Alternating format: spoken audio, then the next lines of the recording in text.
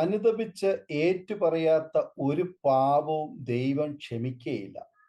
വേദപുസ്തകത്തിൽ 3 പേരുടെ പാപങ്ങൾ ദൈവം ക്ഷമിച്ചതായി കാണുന്നില്ല. 1 ഫറവോന്റെ പാപം, 2 ശൗലിന്റെ പാപം, 3 യൂദായുടെ പാപം. ഫറവോന്റെ പാപങ്ങൾ എന്ന് പറയുന്നത് അത് പലതും ഉണ്ട്. അതിൽ പ്രധാനപ്പെട്ട 2 പാപങ്ങൾ, ഫറവോൻ ദൈവജനത്തെ ആരാധിക്കുവാൻ വിട്ടുകൊടുത്തില്ല എന്നതും ഹൃദയം കഠിനമാക്കി എന്നതുമാണ്. മോശ ഫറവോനോട് തൻ്റെ ജനത്തെ കനാനിൽ കൊണ്ടുപോകുവാനും ദൈവത്തെ ആരാധിക്കുവാനും മരുഭൂമിയിൽ ഉത്സവവും യാഗങ്ങളും അർപ്പിക്കുവാനും ദൈവത്തെ ശുശ്രൂഷിപ്പാനും വിട്ടയക്കുവാൻ ആവശ്യപ്പെട്ടു. പല പ്രാവശ്യം ആവശ്യപ്പെട്ടിട്ടും ഫറവോൻ വീണ്ടും വീണ്ടും മനസ്സ് കഠിനമാക്കി. തന്നെത്താൻ താഴ്ത്തുവാൻ മനസ്സില്ലാതെ ദിവസവും ഫറവോൻ ഹൃദയത്തെ കഠിനമാക്കിക്കൊണ്ടിരുന്നു. ഫലമോ അവൻ ചെങ്കടലിൽ മുങ്ങിപ്പോയി. എന്താണ് ശൗലിന്റെ പാപം? ശൗൽ ധാരാളം പാപങ്ങൾ ചെയ്തവനാണ്. അതിൽ 2 പാപങ്ങൾ വളരെ ഗൗരവമുള്ള പാപങ്ങളായിരുന്നു. ശമൂവേൽ ശൗലിനോട് ദൈവത്തിന് യാഗം കഴിക്കുവാൻ കാത്തു നിൽക്കണമെന്ന് പറഞ്ഞു. ശമൂവേൽ പ്രവാചകൻ വരുവാൻ വൈകിയപ്പോൾ ശമൂവേൽ പറഞ്ഞത് അനുസരിക്കാതെ വെളിച്ചപ്പാടുത്തിയോട് അരുളപ്പാട് ചോദിച്ചു. ഇങ്ങനെ ശൗൽ യഹോവയോട് ചെയ്ത അതിക്രമം ഹേതുവായും യഹോവയുടെ വചനം പ്രമാണിക്കായികയാലും വെളിച്ചപ്പാടത്തിയോട് അരുളപ്പാട് ചോദിച്ചതിനാലും മരിക്കേണ്ടി വന്നു. 1 ദിനവൃത്താന്തങ്ങളുടെ പുസ്തകം 10-ാം അധ്യായം അതിൻ്റെ 13-ാമത് വചനം. ഫെലിസ്ത്യർ ഇസ്രായേലിനോട് യുദ്ധം ചെയ്തു. ഇസ്രായേലരോ ഫെലിസ്ത്യരുടെ മുൻപിൽ നിന്ന് ഓടി ഗിൽബോവ പർവ്വതത്തിൽ നിഹതന്മാരായി വീണു.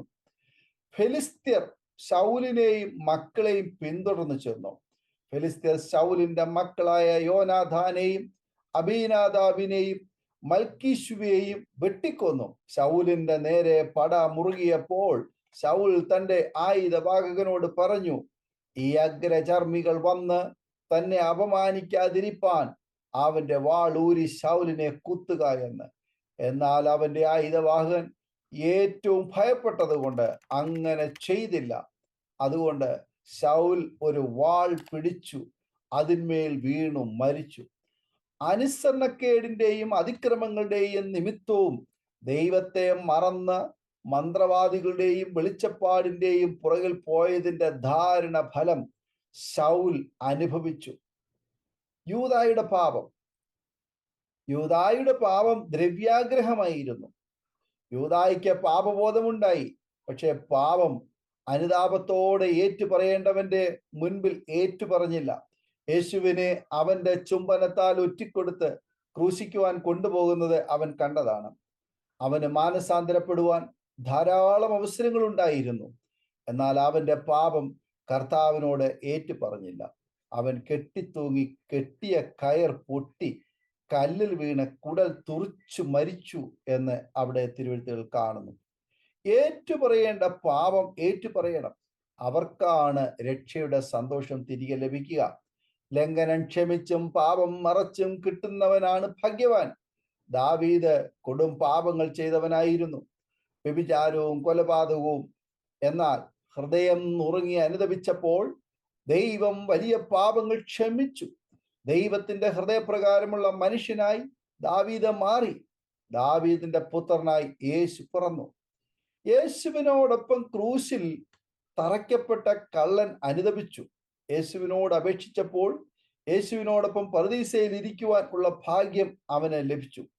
എത്ര വലിയ കടുംചോപ്പായ പാപങ്ങൾ പോലും മാനസാന്തരപ്പെട്ട് ഏറ്റുപറഞ്ഞാൽ ദൈവം ഹിമം പോലെ വെളുപ്പിക്കും.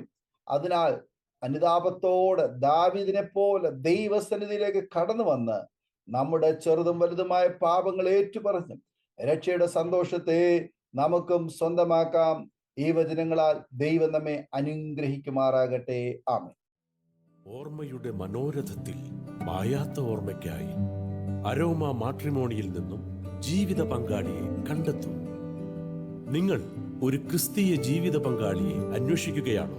അതോ മക്കൾക്ക് അനുയോജ്യമായ ഒരു തക്ക തുണയ്ക്കു വേണ്ടി പ്രാർത്ഥിക്കുന്ന വ്യക്തിയാണോ? എങ്കിൽ അരോമ മാട്രിമോണി നിങ്ങൾക്ക് വേണ്ടിയാണ്. ഇന്നു തന്നെ സൗജന്യമായി രജിസ്റ്റർ ചെയ്യൂ. അരോമ മാട്രിമോണിയുടെ പ്രത്യേകതകൾ. രജിസ്ട്രേഷൻ തികച്ചും സൗജന്യം. ലോകത്തെവിടെയുമുള്ള അനുയോജ്യമായ ക്രിസ്തീയ ജീവിത പങ്കാളിയെ തിരഞ്ഞെടുക്കാം. വിവാഹം നടക്കുന്നതുവരെ സർവീസ് ലഭിക്കുന്നു. ഏറ്റവും ചെറിയ പാക്കേജുകളും തിരഞ്ഞെടുക്കാം. അരോമ മാട്രിമോണി നിങ്ങൾക്കായി ഒരുക്കുന്നു വിവാഹം പരമാനന്ദം. Email aroma matrimony2020@gmail.com